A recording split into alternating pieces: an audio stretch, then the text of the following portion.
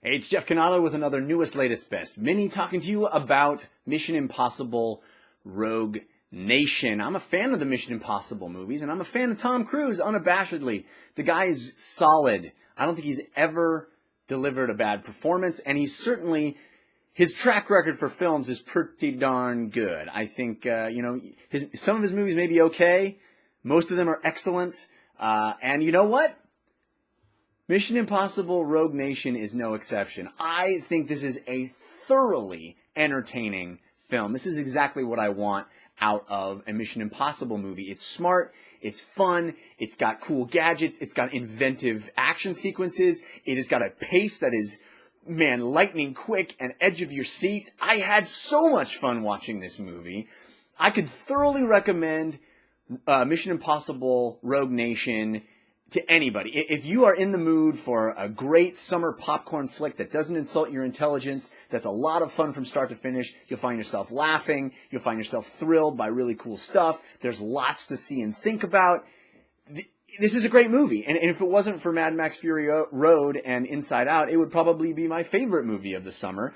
It just happens to be the fact that there are two of the best movies of all time that came out this summer. So I think we have a pretty darn good summer on our hands here. But Mission Impossible Rogue Nation is right up there at the top of that list of great films.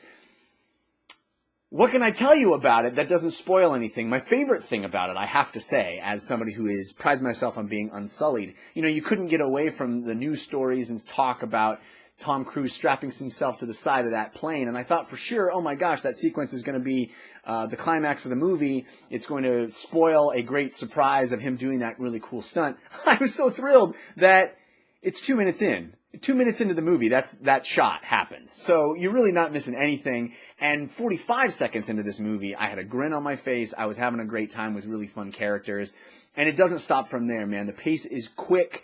The impossible missions that they have to do, the really cool heists and plots and plans that they come up with are always across the board super cool, really inventive, and there's a ton of them. There's not just one big one. There's a bunch of amazing set pieces, and how this movie is shot is so beautiful, so exquisite, such great cinematography. These Mission Impossible movies have always been a real showcase for the director, and this one is no different.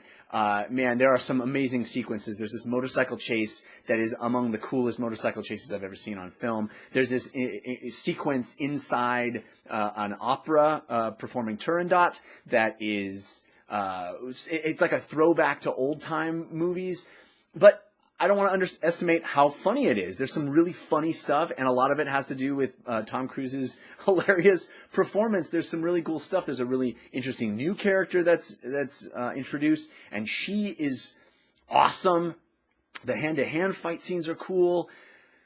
I loved this movie. I loved it. How does it rate among other Mission Impossibles? I love the J.J. Abrams Mission Impossible. I love all of them, really. Even 2. I know a lot of people on Twitter were giving me a hard time for liking 2. 2 is great. John Woo, it's very John Woo, but it's cool. And as I said, these movies are very much a showcase for the director. That was very much a John Woo movie.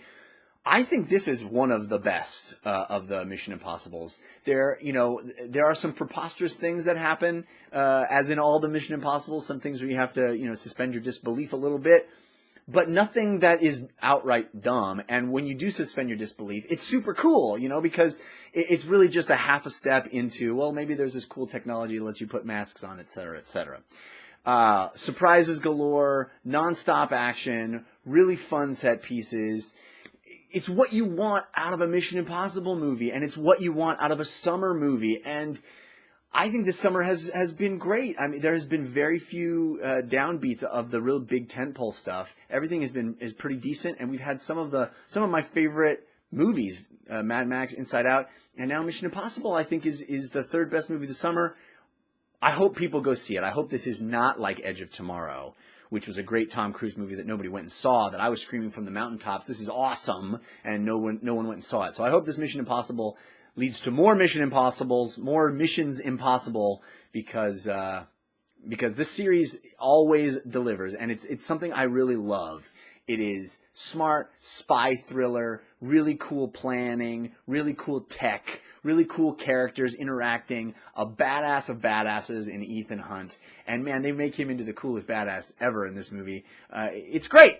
Go see it. You'll like it. If you want to hear a spoiler-filled version of this review, tune into the Slash Filmcast. I am one of 3 hosts on that show, and we do spoilery and non-spoilery reviews there. That's at slashfilmcast.com. You can also hear me talk about video games at 5by5.tv/DLC, or my comedy show, We Have Concerns.